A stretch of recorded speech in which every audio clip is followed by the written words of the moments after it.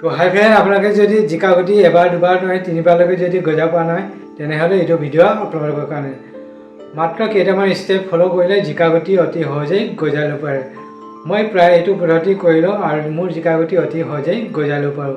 সেইবাবে এইটো ভিডিঅ' আপোনালোকৰ কাৰণে ভিডিঅ'টো প্ৰস্তুত কৰিলোঁ। আৰু ভিডিঅ' যদি ভাল লাগে লাইক কমেণ্ট শ্বেয়াৰ কৰিব। তেনেহ'লে পলম নকৰিবলৈ ভিডিঅ'টো আৰম্ভ কৰোঁ। জিকা গুটি গজাবৰ কাৰণে লৈছোঁ মই Bankim company Malavika hybrid F1 hybrid seed. আৰু ইয়াত মই পেকেটটো কাটি ল'ম আৰু ইয়াৰ পৰা মাত্ৰ কেইটামান গুটি মানে 10টা গুটি উলিয়াই ইয়াক 24 ঘণ্টাৰ কাৰণে তিয়াই দিম, বা 12 ঘণ্টা তিয়ালেও হয় বা 24 ঘণ্টাও তিয়াব পাৰে।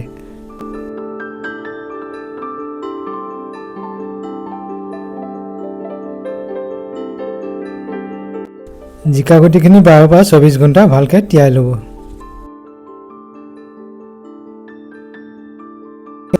জিকা গুটিখিনি 12 পৰা 24 ঘণ্টা তিয়াৰ পিছত যোনটো ছাইডে কোঁ ওলায় সেই আগটো অলপ অলপকৈ ভাঙি দিব লাগে।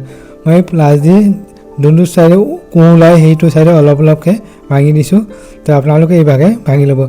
তাৰ ফলত কি হ'ব, ডামিচন সোনকালে আহি যায়। আৰু এইটো পদ্ধতি খুব ধুনীয়া পদ্ধতি। তো মই প্ৰায় এইটো পদ্ধতি কৰি লওঁ। এই গুটিখিনি আগটো ভঙাৰ পিছত আপোনালোকে ডাইৰেক্ট মাটিত দিব নালাগে। তাৰ ফলত কি হয়, উই আৰু পৰুৱাই গুটিখিনি খাই নষ্ট কৰি দিয়ে।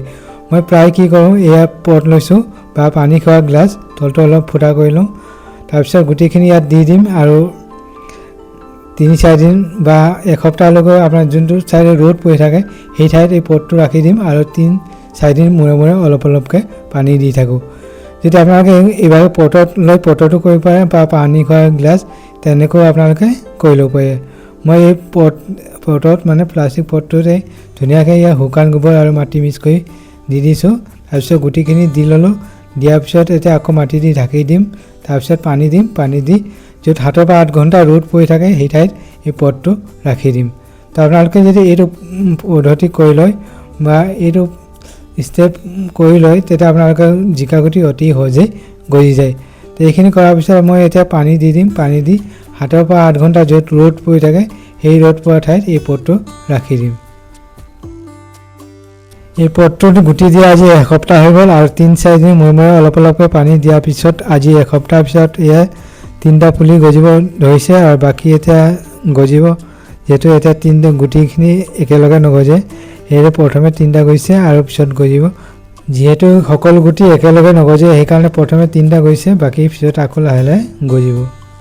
জিকা গুটি যিকোনো হাইব্ৰিড কোম্পানীৰ 60 বা 70% ডামিচন হ'ব বুলি বেক চাইডে লিখি দিয়ে। এয়া মোৰ জিকাখিনি আজি 15 দিন হৈ গ'ল। 15 দিন পিছত চাই লওক, প্ৰথমে 3টা গজিছিলে, এতিয়া 4টা গজিব আৰম্ভ কৰিছে আৰু এতিয়া 3 পাত আহিছে আৰু এইখিনি আপোনাৰ ধুনীয়াকৈ গ্ৰ' হৈ গৈছে। আৰু এইদৰে যদি পটত পচাই লয় তেতিয়া কি হয়, এই সৰু পোকে পাতটো খাই নষ্ট কৰি দিয়ে। যদি এনেকুৱা পটত যদি পচাই লয় আপোনাৰ সেই পোকটো খাব নোৱাৰে। যিহেতু আপোনালোকে ৰ'দ পোৱা ঠাইত থাকে বা আপোনাৰ ব্ৰাণ্ডাত ৰাখিব পাৰে, তেতিয়া আপোনাৰ এই পোকটো একেবাৰে খাব নোৱাৰে। মই প্ৰায় এনেকুৱা কৰি লওঁ। তো চাই লওক এটাও পোকে খোৱা নাই। যদি আপোনালোকে কেৰেলা গুটি গজাব পৰা নাই, কোমোৰা গুটি গজাব পৰা নাই বা ধুন্দুলি গুটি গজাব পৰা নাই, সকলো ভিডিঅ' মই আপলোড কৰা আছে। ৰাহুল ব্লগ 50 বুলি প্লে'লিষ্টটো মাৰিব, তাতে সকলো ভিডিঅ' আপোনালোকে পাই যাব।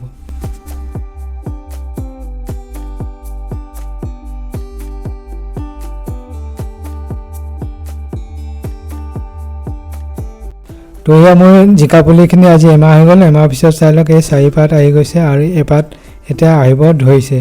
তো মোটামুটি ধুনীয়াকৈ গ্ৰ' হৈছে। আৰু এই চাই লওক, মই কৈছিলোঁ এনেকুৱা পটত যদি পচাই লয় তেতিয়া কি হয়, আপোনাৰ এই পোকটোৱে যোনটো পাতবোৰ খাই নষ্ট কৰি দিয়ে।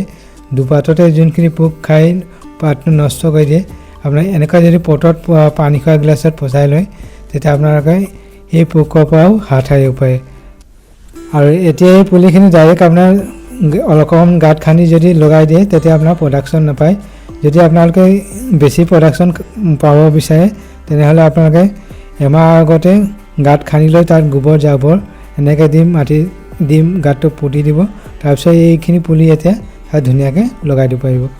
মই প্ৰায় এইটো পদ্ধতি কৰোঁ। তো মোৰ যিকেইটা পুলি লগাওঁ ধুনীয়া প্ৰডাকশ্যন পাওঁ। যদি আপোনালোকে এজোপা 2জোপা বা 10জোপাও লগায় তেনেহ'লে আপোনালোকে এইটো পদ্ধতি নিশ্চয় কৰিব। আৰু যদি আপোনালোকে বেছি প্ৰডাকশ্যন পাব বিচাৰে তেনেহ'লে সাৰ হিচাপে ইউৰিয়া ছুপাৰ পটাছ আৰু চইল ভিটামিন অকণমান মিক্স কৰি নিশ্চয় দিব। এয়া আছিল জিকা গুটি গজোৱা অতি সহজ পদ্ধতি, ষ্টেপ বাই ষ্টেপ দেখুওৱা হৈছে। যদি আপোনালোকে এইটো পদ্ধতিত কৰি লয় তো আপোনালোকে জিকা গুটি অতি সহজেই গজাই ল'ব পাৰিব। আৰু ভিডিঅ' যদি ভাল লাগে লাইক কমেণ্ট শ্বেয়াৰ কৰিব আৰু এইদৰে ভিডিঅ' পাই থাকিবলৈ চেনেলটো ছাবস্ক্ৰাইব কৰিব।